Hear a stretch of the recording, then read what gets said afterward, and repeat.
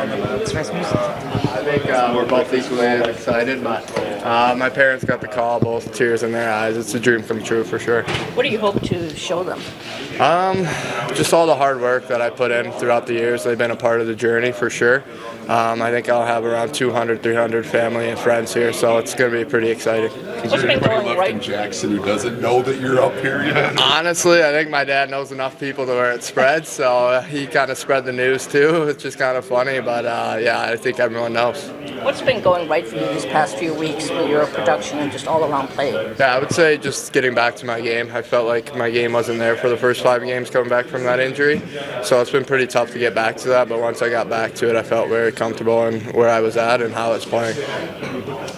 Carter, just coming into a room where you know so many familiar faces from GR, I mean, how much does that help the transition here? Yeah, absolutely. It's unbelievable. Seeing Marco and just messing with Marco on the ice. He was my line mate last year, so it's pretty easy to just come in and feel welcomed. I know most of these guys from the summer and training camp, so it's pretty easy to just fit right in. How much coaching staff told you anything? Not yet. It's just I just got in, so we'll probably get that done after this. It's cliche, but I mean, how cool is this for it? I mean, just playing for the Red Wings. It's crazy. It's my 3rd time wearing the Red Wings jersey in a way, so it's kind of special to me. And wearing number 43 as well. Favorite player Darren Helm, who played for Detroit, is also very special that I get to wear his number in honor of him, honestly. So it's pretty awesome. Do you see any of yourself in Darren Helm's game, and what do you think you can bring to the lineup here down the stretch? Yeah, for sure. I think I do see a little bit of the speed, the penalty killing, but I want to be my own player here. I want to make my own name for sure and just be Carter Mazur. Have you ever met him?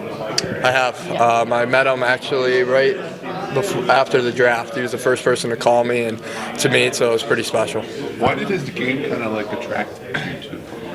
Yeah, I would say everyone loved Pavel Datsyuk and all the skill guys, but I forget what year it was, but in the playoffs he had that 1 2-minute penalty kill or something that like really stood out to me, and that was, I think I was 8 years old, and I don't know why, but that took I took a liking to that and just fell in love with him. Carter, how rewarding is this, just knowing like the injury setbacks that you've been through, and even this year being able to get to this point? How rewarding is it to be at the NHL level now? Yeah, it's pretty crazy to think about.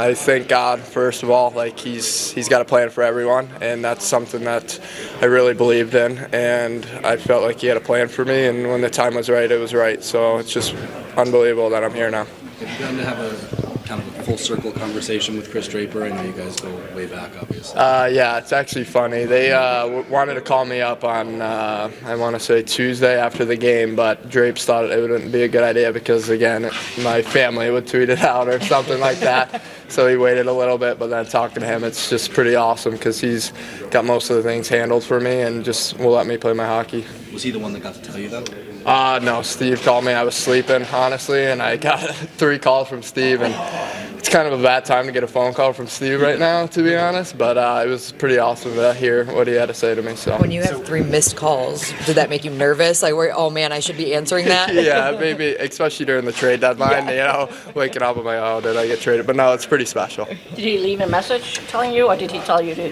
no, he just said, call me back. So yeah, pretty easy. What was the conversation like when you did get a hold of him? I was honestly awake for 2 minutes, so it was pretty quick. He's like, yeah, we're going to call you up. And I was like, oh my, like pretty surprised. I thought I was still dreaming for sure, but it's pretty awesome. That's real. Did he say anything beyond that, or? No, just that. So that's all I heard, 2-minute conversation, but that's enough for me. Carter, when you think about the imprint you can leave on this team over the next month and a half, just what do you want that to look like? Yeah, growing up a Red Wings fan and seeing how much they've won and how much the fans really love the playoffs, it's something that I hope I can be a part of, help them get in the right direction. I know they are moving in the right direction, so it's pretty awesome to join a team in a push that they're in right now. You're a guy who's had a lot of experience in those kind of games the last 3-4 years. Like, how much more exciting does that make it that this is the moment you're getting called up into? Yeah, absolutely. I love the battle. Detroit's a gritty city too, so I think that's something I can add to this team, and I just feel like I can add my game and just hopefully contribute the way I can, and then hopefully the wins will come. Thanks, Carter. Yeah. Hey, so all those tickets tonight are your responsibility, right? You don't have to get 300 of those? I saw your dad. Todd, what do you like about Carter, and where's he going to fit in? Well, I'm going to find out a lot about Carter. obviously, again, not being at training camp, and coaches rarely are able to follow draft picks and, you know, the type of player that he is. But, you know, the feedback from the coaching staff and from management is that he had a really good training camp, was on the cusp of staying here, but maybe needed a little more time. And then the injury that he sustained probably set him back a little bit. But I understand he's extremely competitive, really competes for open ice, and has a little bit of pace and intensity to his game, and we could use that right now. Where do you anticipate playing him? Well, we'll start him on the fourth line, let him figure things out, and we'll see how the game goes. And just like with all 12 forwards, it's pliable. We can move them around as we feel needed, but that's where I'll start for now. That type of grit or sandpaper, is that something you could use in your lineup right now? Or? Well, again, it sounds like that he has a tenacity to his game, I guess is the best way of putting it. And, you know, again, we could use that. That ingredient is something we could use right now, and hopefully can provide a little spark. But if we're relying on Carter to drive our team and to spark us, it might happen a little bit, but there's some other players that have to find their own internal spark too. What made this the right time to call him up? I'm sorry? What made this the right time to call him up? Well, we are, all the answers that I just gave really. Spark earned the opportunity. This wasn't just a, hey, bring him up and let's take a look and see what we have. He's earned the opportunity. He's overcome the injury now. He's got his legs underneath him in the American League. He began to produce some points, which at that level we expect from him. So a lot of the things that he's done, down there is promoted. He's promoted his own game to people that make the decisions, and it's ready. It's time. And then obviously still some uncertainty with Christian Fisher between now and this afternoon. Yeah, that'll be, that's part of the unfortunate part of the business is roster spots and cap space and all that type of stuff. That'll be something that there'll be a resolution to that later on today. Whether it's intentional or not, when you have a guy who's been with a group all year like Christian has, and then he goes on waivers, is that something that can be eye-opening to a team, to players? Well, it can affect a lot of people. One, Christian. Two, his teammates. Sometimes an individual's put on waivers, or they're traded, or they're reassigned, whatever it might be, and life goes on. Sometimes those individuals have a huge impact on teammates, and it leaves a lingering effect. Sometimes it sends a message to the group that the management is not going to sit tight and accept a certain type of level of play. But let's face it, there's some players that are closer to Christian's scenario, with all due respect to Christian and some others, than the upper end. And if the upper end is not performing, or they're not getting the job done, the odds on them going on waivers is very slim. So it doesn't affect everybody equally. So just because it was an optional, is everyone, all the forwards except Kopp, of course, available tonight? Yeah, Kopp and I guess Fish could be if he cleared. Fish won't play tonight, but Rass is. So who comes out for? We'll figure that out as the day goes on here. So it's an interesting time of year, as you know, so we've got to be flexible for a lot of different reasons. Rass comes back in tonight? I'm sorry? You said Rasmussen's back in tonight? Rass is ready to play. He's cleared and can go. Given the backdrop of this game, 3-game skid, deadline looming, just trying to stay in the playoff race, what kind of urgency do you feel like this group has entering tonight's game? Well, you can ask me that question for the next 45 days, and I'll probably give you the exact same answer. And I feel like that question's been asked for the previous 25 days. So we're just in that phase right now where it all matters. Every day, every minute, every second of our play matters. Are we going to be elite and at the top of our game for all of those 45 days? No. We have to be realistic. But I think we can do a better job when we're not at the top of our game. We don't always get to play the way we want to play. You know, and whether that's speed and skill and making plays, sometimes we have to play the other team's game for periods of time, and we have to accept that and find ways to excel at it. And I think that's part of the phase that we're in right now is we don't always get what we want. And the hand we're dealt, we have to make something out of it, and we're learning that, and that's part of you know, figuring out a way to win when you're not elite. As teams kind of move up the echelon in the NHL, like, is it one of those where, like, I'm talking about at least Florida, who won a cup last year, like, when you're up there, is it something where you're at the spot where you're almost always dictating play, or is, like, when you kind of look at as teams grow up, is it? Yeah, no, I don't think that's fair. You know, our years in San Jose, we had 50-win seasons, and we didn't dictate play all the time. But when you are dictating play, you're the better team. When you're not dictating play, can you, and this is what I'm saying, can you adapt your game a little bit so that it's still productive? You know, if you're a skating team and it becomes a grinding game, can you figure out how to be productive in that moment? Or are you going to just wait for the next skating game?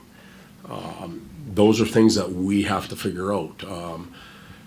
Columbus outdoor game management skills. Elite upper echelon teams probably don't let that point get away on them. We did, so we've got to learn that, and that's where we're at. Todd, regarding Carter, was that a simmering conversation between you and Steve to call him up, or did that really ignite after Tuesday's loss? No, I guess our relationship, we've talked so much about so many things in the organization because everything is new to Trent and I. You know, did I hear Carter Mazur's name prior to coming here? Yes. My son played at Denver, so there's a familiarity. But if he wouldn't have played at Denver, I'm not sure I would have known that he existed. That's just how coaches are. Like, a little different when, you know, it's the number 1 or the number 2 pick, Macklin Celebrini. Yeah, I knew who he was. But we have to do some of our own due diligence to find out about players. So this wasn't just, hey, boom, it's going to happen right now. We'd been talking about him. We talk about other players down there. We talk about, you know, the development and the progress of a player, the fall off of a player, the team.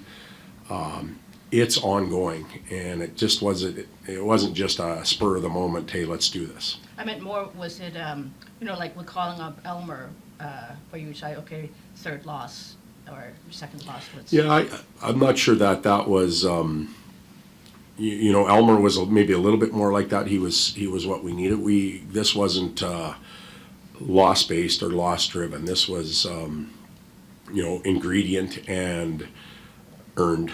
And again, Elmer earned his way here. I don't want to play one off on the other, but Elmer earned his way here too. That wasn't a gift, and this isn't either. Last one, just, he said he's going to have 200 to 300 people here tonight. Could you scrounge up 200 to 300 family and friends who know you? I know I don't have 200 or 300 family members, and I think I have a lot of friends, but nowhere near that number. So this guy's pretty popular. Todd, does watching a kid make his NHL debut bring you back to yours at all, and when you made yours? Yeah, you know, you think about it a little bit. A little different back then. We didn't take the helmet off and go skate first and warm up, if that even happens. I don't know if that still happens or not, but there's an anxiousness and excitement. There's a you know, a massive amount of phone calls. There's the pregame meal. Now he's going home and he's going to put his head down for a half hour, and I don't know what's going to race through that mind, but once the game starts, I think he'll be just fine. But everybody has their first game. If you're going to play in the league, everybody plays game 1. They may not get to game 2, but everybody plays game 1. What do you remember about coaching Ole Mata? I'm sorry? What do you remember about coaching Ole Mata? Obviously, we saw him Ole? and then he comes back. Yeah, With Utah. Character, real team character individual. I really enjoyed my time with Ole. You know, he can play the game a lot of different ways. A winner. You know, there was times he was hard on himself because he had such high expectations, but just a real good teammate and, you know, fun to be around. Enjoyed being around him. So how many times have you had to remind yourself, wait, these are the Arizona Coyotes from last year, Utah Arizona Coyotes? Not very much. We played them an awful lot out west. So, and maybe because we did that, you'd think of them as Arizona, but they've been around long enough. They're Utah, and Utah's not unfamiliar to me. We played exhibition games in Utah every year. We'd fly over, we'd play a game there. I know what that rink looks like. I know what it's going to feel like, and maybe that's why it's easy for me to recognize them as the Utah Hockey Club. Thanks.